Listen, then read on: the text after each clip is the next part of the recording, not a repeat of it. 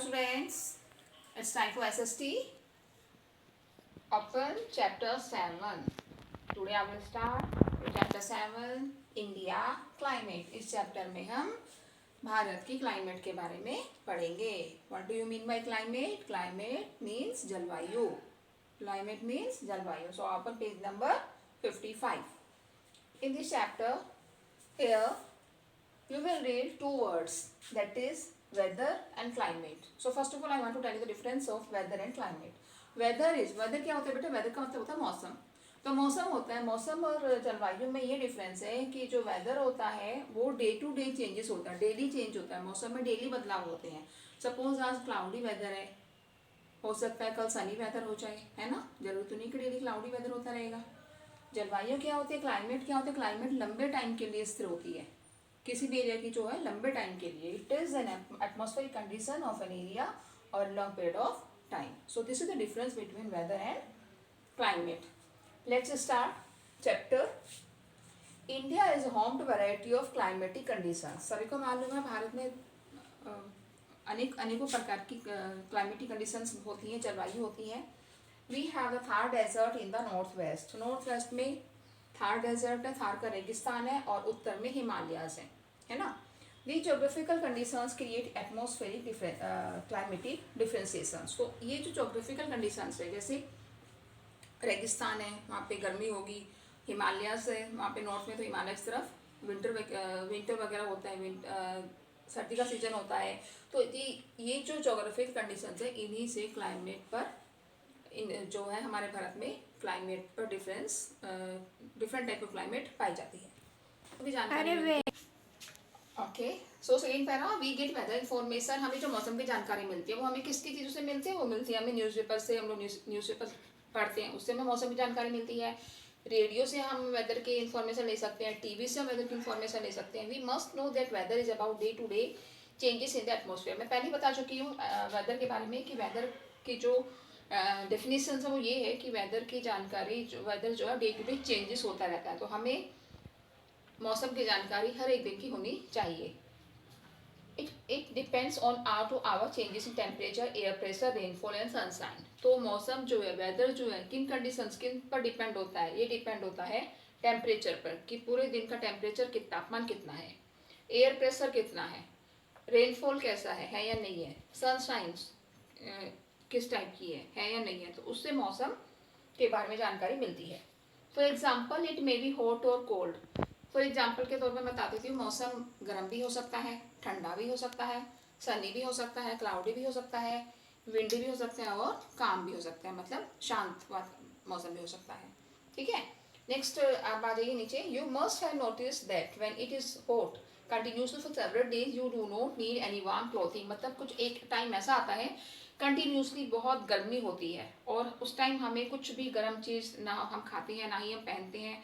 गर्म चीज़ हमें कुछ नहीं चाहिए. You also like to eat और कोल्ड ड्रिंक कोल्ड थिंग्स. मतलब अगर हम खाना भी चाहेंगे तो हमें कोल्ड ड्रिंक्स उस टाइम अच्छी लगती हैं. तो ऐसा टाइम होता है. ऑन द अदर हैंड दूसरी तरफ एक टाइम ऐसा आता है बहुत ज़्यादा विंटर होती है, गर्म चीज़ें हमें बिल्कुल, ठंडी चीज़ें बिल्कुल नहीं अच्छी लगती. हम लोग हॉट खाना पसंद करते हैं, हम लोग हॉट पीना पसंद करते हैं, और गर्म ही हम लोग पहनना पसंद करते हैं.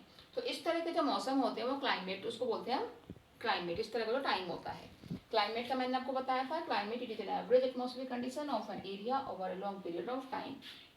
किसी भी एरिया की लंबे समय तक जो जलवायु होती है that is known as climate.